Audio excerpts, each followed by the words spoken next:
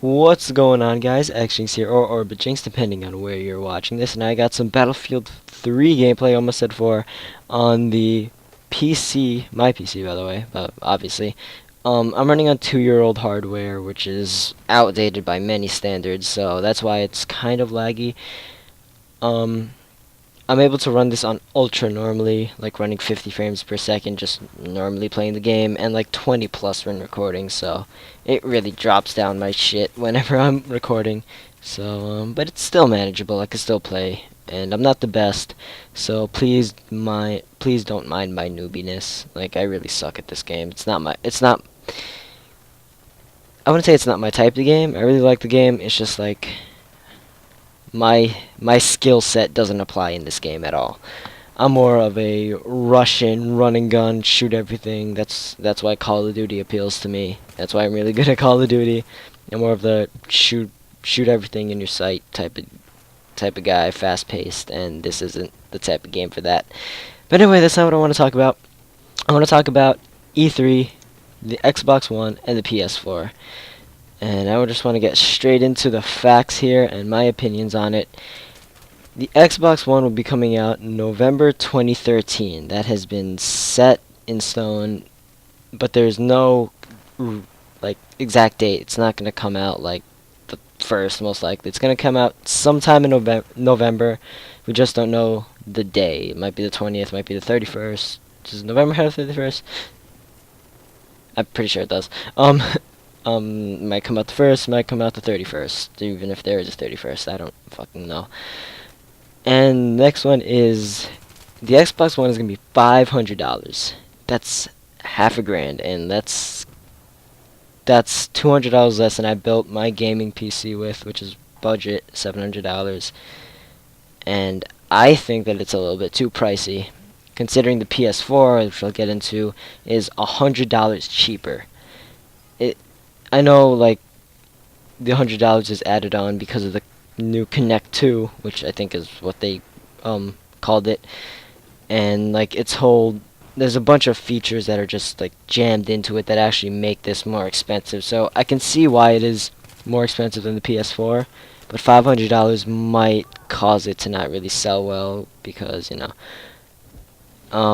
gonna lie, I would say 50% of the Xbox community is below the working age. So, $500, like, Mommy, can I get $500 so I can buy the Xbox One? He's like, $500? No, go to your room. It's like, it's not gonna be that good.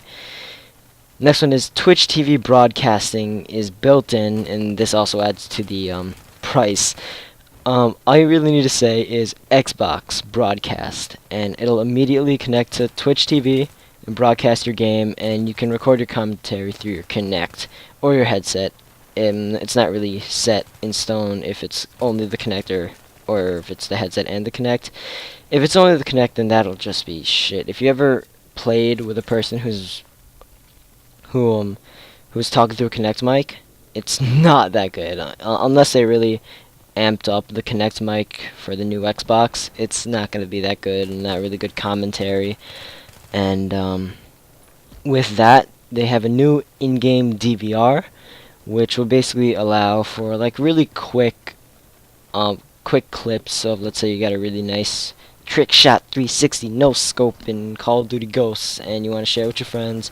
You can easily just go to the the in-system in-game DVR and quickly edit, maybe put some commentary on it real quick with your Kinect, upload it to YouTube or something like that, and you'll be set. This will obviously add more people uploading to YouTube through their Kinect mics, as if you've seen All Sham No Wow's video on it. He made a parody video, and it's fucking hilarious. This is why All Sham No Wow is probably my favorite dude on the internet. It's just so funny. He speaks the truth, and it's just hilarious how he says it. And obviously, come new generation comes new specs, better hardware. So you're gonna get 8 gigabytes of RAM, which is pretty good. It's a lot for a game system, for a an Xbox. It's gonna have an 8-core CPU, which is fucking ridiculous. If you want to buy an 8-core CPU for your PC, that's going to cost about, let's say, $400, $300, which is absolutely ridiculous.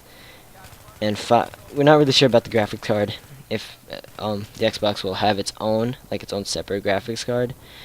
And we're going to have 500 gigabytes of hard drive space and cloud storage.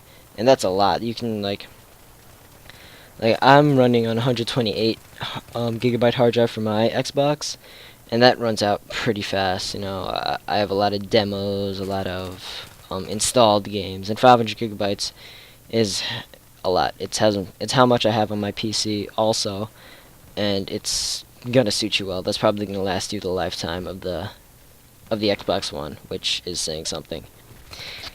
And the next is pretty much, well, not all. The next two, I guess, is probably the main two reasons. Well, not main, yeah, main two reasons why people are going the route of the PS4 like me, and not the route of the Xbox One. Because you're gonna have mandatory game installs. Now, what this means is that your game, let's say you want to bring Call of Duty Ghosts to your friend's house, and he doesn't have it, and you do, you have to, one, bring the game to his house, and this is to, like, borrow the games, and so you bring the game to his house, and that game is locked into your account, and if he wants to play it, he can't, because you have to be online every 24 hours to have that game, I wouldn't say installed, but have that game, I would say, checked onto your account.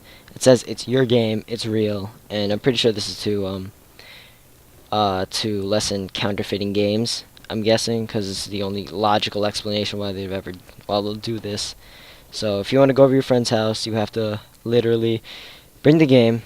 Every time you want to go to your friend's house, you have to bring the game, go to their Xbox One, get all of your gamertag information, and he can't do shit on his account with it. And that really sucks. That's why you can't really use games unless you're buying them from a trusted retailer like GameStop or Best Buy or something like that.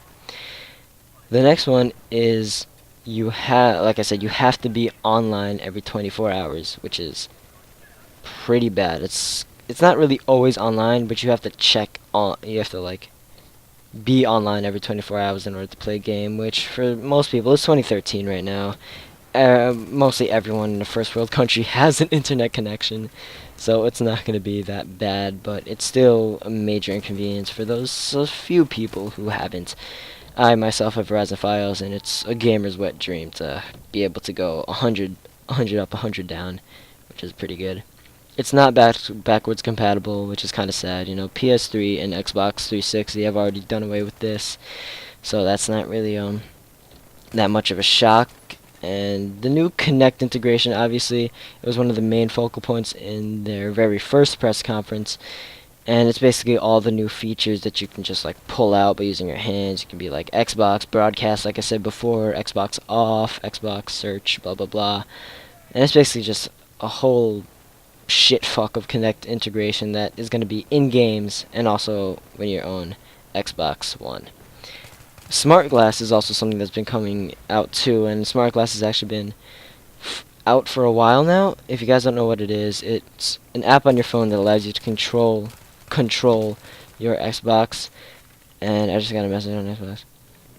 On Facebook.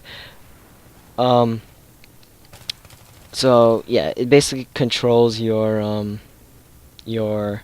Xbox, quote unquote control, because all you can really do on your Xbox is like turn it on through there, and like check who's online, check your achievements, and blah blah blah. So Xbox One is gonna get more integration with the Smart Glass. They really want the Xbox One to be the go-to system, and with the whole mandatory game installs and you have to be online every day, it's not gonna happen. I'm sorry, Microsoft. I love you. I've been an Xbox fan all my life, but you know, you're fucking up with the Xbox One, honestly. And there's gonna be an built-in wireless connector that connects to the internet. If you've had an Xbox, you know that if you don't have a wired connection, you have to buy that. I don't know how much is it, like $50 $50 wireless connector that you plug into the back USB of your Xbox, and that'll connect you wirelessly. But it's going to be built in just like the PS3 has it right now. And the last one is the HDMI. It will only have high definition cables running to it for display, and that means there's going to be no composite cables. There might be component cables, which is the green, the blue, those ones. I forgot the colors, like green, blue. I think there's like 2 red or something. I'm not really sure, but it's not the yellow, white, red anymore. They're doing away with that, and it has to be HD all the time. And that might, turn away some folks, but like I said, this is 2013, and if you don't have a high definition TV right now, then if it's for like really real reasons with your family and stuff, I respect that. But if you're just like, if you're like middle class, you don't have an HD TV, there's something wrong with you. Alright, so now that ends this topic for the... oh, wait, no, never mind. Xbox One exclusives. Here, I forgot about this. I'm just on the way at the bottom of my script. Xbox One exclusives will... there've been a lot of, like, rumors, like Destiny. Like, people say Destiny will only be a PS4 exclusive, which is not. Bungie will never do that to their Xbox fans. It's just not going to happen. So there's a lot of rumors going around, but these are the few confirmed games that are only PS4 and Xbox One exclusives. Man, this is a long video. Whatever, it might be 15 minutes. Maybe even more. Maybe I have to split this in 2 parts. Yeah, maybe there's going to be 2 parts. Alright, when I'm done with this, that's it for this episode, guys. So, real quickly, the Xbox One exclusives will be Forza 5, which Forza, the graphics will always be nice.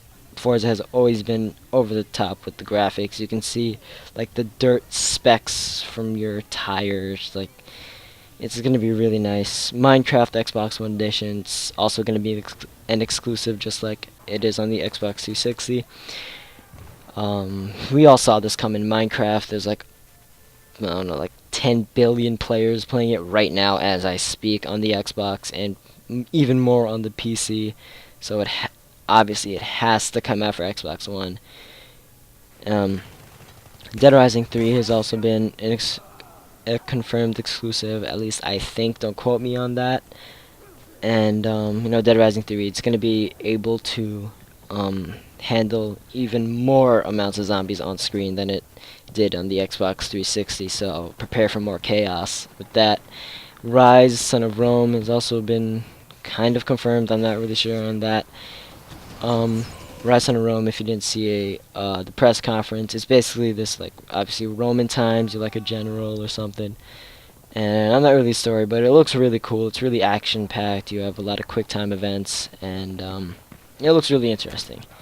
And finally, the one that takes the cake and the one that'll end off this video, Halo 5. Now, we all knew this was coming. It wasn't a shock. It was just like, Halo 5?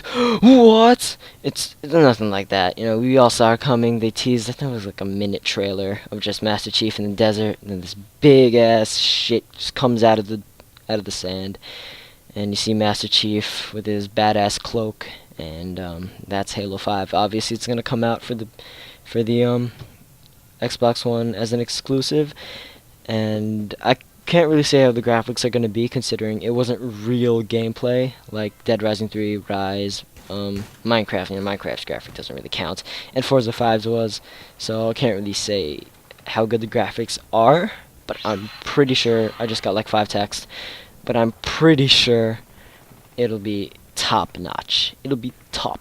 So anyway, guys, this ends part 1 of the E3 console war recap. I hope you guys enjoyed me talk.